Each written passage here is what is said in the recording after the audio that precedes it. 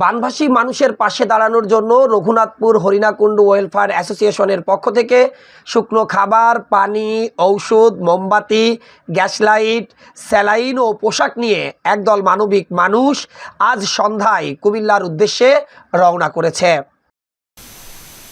মানুষ মানুষের জন্য, জীবন জীবনের জন্য। হঠাৎ করেই একটা ঘটনা কিন্তু ঘটে গেছে বাংলাদেশে।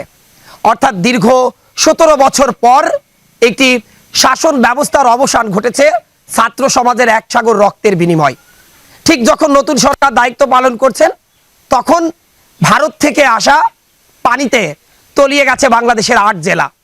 এর মধ্যে সব থেকে বিপর্যস্ত ফেনী, লক্ষ্মীপুর, নোয়াখালী এবং কুমিল্লা। আজও কুমিল্লার অনেক গ্রাম তলিয়ে গেছে।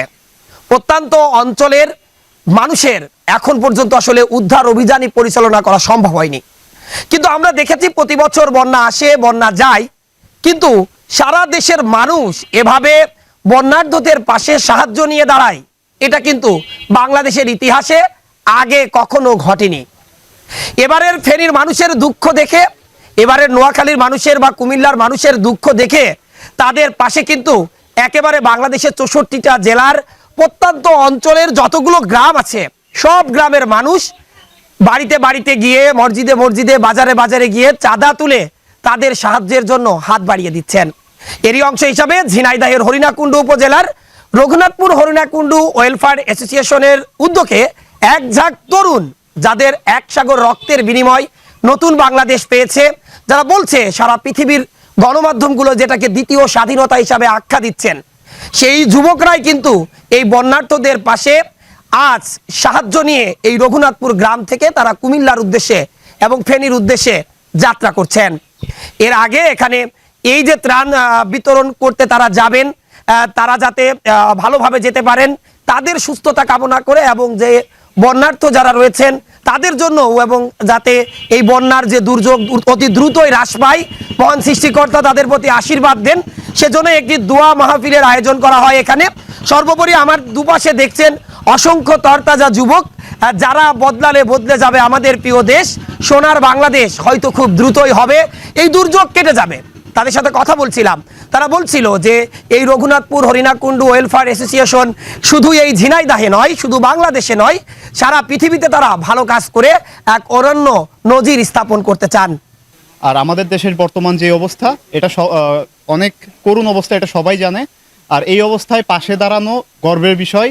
সবেমাত্র আমরা আমাদের দেশে স্বাধীনতা অর্জন করেছি। আমরা যদি এই মানুষদের পাশে দাঁড়াতে পারি এবং তাদেরকে সুস্থভাবে তাদের বাড়িতে পৌঁছায় দিতে পারি, তাদের যে জিনিসগুলো প্রয়োজন সেগুলো যদি আমরা নিয়ে দিতে পারি, তাহলে এটা হবে আমাদের জন্য আরও একটা স্বাধীনতা। মূলত আমাদের আর এই ওয়েলফেয়ার অ্যাসোসিয়েশনটা মূলত সামাজিক সংগঠন, এখানে কোনো রাজনৈতিক মুক্ত। আমাদের সামাজিক সংগঠন, আমাদের কাজই অসহায় বন্যার্থদের মানুষের মাঝে সাহায্য করা। আমাদের ক্রেডিটটা মূলত আমাদের উপদেষ্টা মণ্ডলী আছে 7টা, তারা সবাই চাকরি করে। তারপরে ডোনার আছে প্রায় 40-50টা, কেউ চাকরি করে, কেউ প্রবাসে থাকে। আমি ধন্যবাদ জানাই তাদেরকে ধন্যবাদ জানাই। তারা আমাদের টাকা পয়সা, বুদ্ধি, শ্রম দিয়ে সর্বোত্তক হেল্প করেছে। বড় পরিচয় আমরা হচ্ছে বাঙালি, সেজন্য আমরা চাচ্ছি যে যেখানে কুমিল্লা, নোয়াখালী, ফেনী অত্যন্ত বন্যা অবস্থায় তারা তলিয়ে গেছে, তারা অসহায়, তাদের বাড়ি ছিল, টাকা পয়সা ছিল, কিন্তু বর্তমান সিচুয়েশনে তারা অবস্থা খুবই খারাপ। সেজন্য আমরা তাদের সাথে একটু অংশীদার, একটু ভাগিদার হতে চাচ্ছি, দুঃখ কষ্ট একটু তাদের সঙ্গে শেয়ার করতে চাচ্ছি, এবং তাদেরকে একটু এটা হচ্ছে সহযোগিতার হাতটা বাড়িয়ে দিতে চাচ্ছি। এই জন্য আমরা তাদের কাছে একটু দুঃখ শেয়ার করার জন্য এবং ভাগাভাগি করার জন্য, তাদেরকে একটু কিভাবে তাদেরকে একটু সান্ত্বনা দেওয়া যায় সেজন্য আমরা তাদের সাথে সাক্ষাৎ এবং তাদেরকে কিছু আপ্যায়নের জন্য কিছু নিয়ে যাচ্ছি এই শুকনো খাবার। Next report, eagle TV news.